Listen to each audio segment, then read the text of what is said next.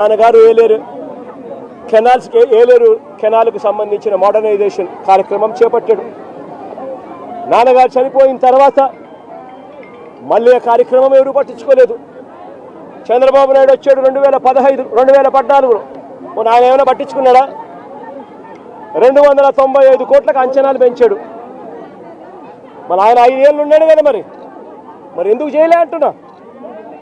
ఆయన కాలంలో కరువు, కనీసము ఈ మాదిరిగా అన్న వర్షాలన్నా ఎక్కువ పడతా ఉండి రిజర్వాయర్లు పూర్తిగా నిండిపోయి ఉన్నాయి. రిజర్వాయర్లు నిండున్నాయి కాబట్టి రైతులకు కెనాల్ నుంచి నీళ్లు పంపకపోతే రైతులకు ఇబ్బంది కలుగుతుంది. నీళ్లు ఉండి రైతులు వ్యవసాయం చేయలేని పరిస్థితిలోకి పోతారు అన్న పరిస్థితి అప్పట్లో కూడా లేదు. చంద్రబాబు నాయుడు గారు కరువు ఇద్దరు కవలలే. ఆ చంద్రబాబు నాయుడు గారు 5 సంవత్సరాలు కూడా పరిపాలన చేశాడు, అంతా కరువే. మరి 295 కోట్లకు అంచనాను ఆయన పెంచిన వ్యక్తి 5 ఏళ్ళు టైం ఉన్నది. 2015 ఏప్రిల్లో అంచనా వ్యయాన్ని 295 కోట్లకు కమిషన్ల కోసం పెంచాడు. మరి పెంచిన ఆ వ్యక్తి ఎందుకు చేయలేదని అడుగుతా ఉన్నా. 2008 నుంచి 2023 దాకా, అంటే మా ప్రభుత్వం దాకా కూడా, ఇంకా మా ప్రభుత్వంలో వైఎస్ఆర్సీపీ ప్రభుత్వంలో ఇంకా చేయలేకపోయే మోడర్నైజేషన్ అనుకున్నంత వేగంగా అనేదానికి కారణమన్నా ఉంది. కారణం ఏమిటంటే ప్రతి సంవత్సరము బ్రహ్మాండమైన వర్షాలు పడతా ఉన్నాయి, రిజర్వాయర్లు పూర్తిగా నిండున్నాయి. ఆ టైంలో క్రాప్ హాలిడే డిక్లేర్ చేసి రిజర్వాయర్ నిండుగా పెట్టి క్రాప్ హాలిడే డిక్లేర్ చేసి రైతులను ఇబ్బంది పాలు చేయడం ఇష్టం లేక కొద్దో గొప్ప మోడర్నైజేషన్ కార్యక్రమంలో కొద్దో గొప్ప మేము అనుకున్నంత వేగంగా చేయలేకపోయి ఉండొచ్చు. కానీ చంద్రబాబు నాయుడు గారి హయాంలో అంత కరువే ఉన్నప్పుడు ఆయన ఎందుకు చేయలేదని అడుగుతా ఉన్నా. ఆ 5 సంవత్సరాలు ఏమాత్రం చేశాడని అడుగుతా ఉన్నా.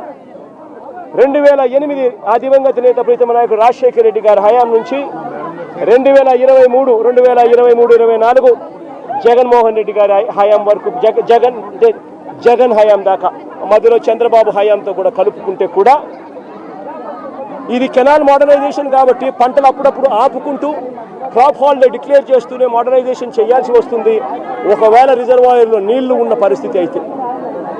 ఇటువంటి పరిస్థితుల్లో ఈ మొత్తం సంవత్సరాలు కలిపి 2015 నుంచి 2023-24 దాకా చూసుకుంటే కూడా ఈ 9 ఏళ్ళు కలిపితే కూడా అందరి ప్రభుత్వాలలో కూడా ఖర్చు పెట్టింది ఎంత అనంటే కేవలం 95 కోట్ల రూపాయలు.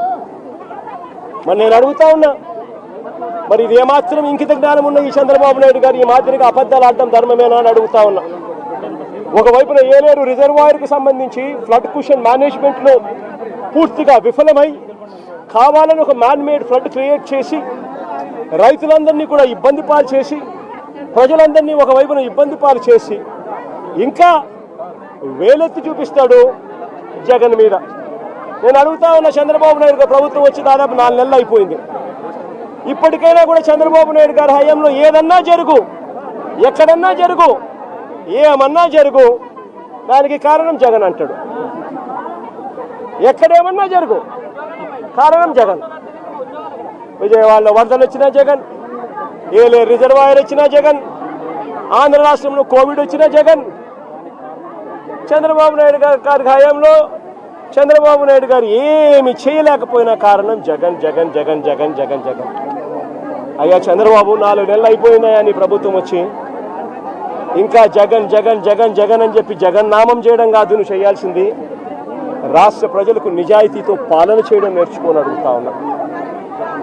రాష్ట్ర ప్రజలకు న్యాయంగా ధర్మంగా ఇవ్వాల్సింది ఇచ్చే కార్యక్రమం మీద ధ్యాస పెట్టు అని అడుగుతా ఉన్నా. ఇదే మనిషి పెద్ద మనిషి చంద్రబాబు నాయుడు గారి హయాన్ని ఒక్కసారి చెప్తా ఉన్నా. ఈరోజు నేను అడుగుతా ఉన్నా, రైతుల విషయానికి ఇదే రైతుల విషయానికి సంబంధించి నేను చెప్తా ఉన్నా. ఇదే పెద్ద మనిషి చంద్రబాబు నాయుడు గారి హయాంలో ఒక్కసారి పరిస్థితి ఎలా ఉంది అని గమనించమని అడుగుతా ఉన్నా. ఇంతవరకు ఈరోజు ఈ క్రాప్ కార్యక్రమం జరగడంలా ఆర్బీకే వ్యవస్థ పూర్తిగా నిర్వీర్యమైపోయింది. సచివాలయాలలో ఈరోజు పూర్తిగా నిర్వీర్యం చేసి సచివాలయాలను వదిలేశారు. వాలంటీర్ వ్యవస్థ కనుమరుగైపోయింది. రైతులకు ఇవ్వాల్సిన ఉచిత పంటల బీమా గాలికి వదిలేశాడు. రైతుల తరపున కట్టాల్సిన ఇన్సూరెన్స్ ప్రీమియం కట్టకుండా వదిలేశాడు. నేను అడుగుతా ఉన్నాను ఇదే పెద్ద మనిషి చంద్రబాబు నాయుడు గారిని, ఈ క్రాప్ ఏమైందయ్యా అని అడుగుతా ఉన్నాను.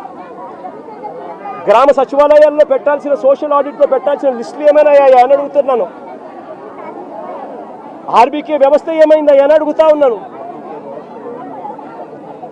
ఇదే పెద్ద మనిషి చంద్రబాబు నాయుడు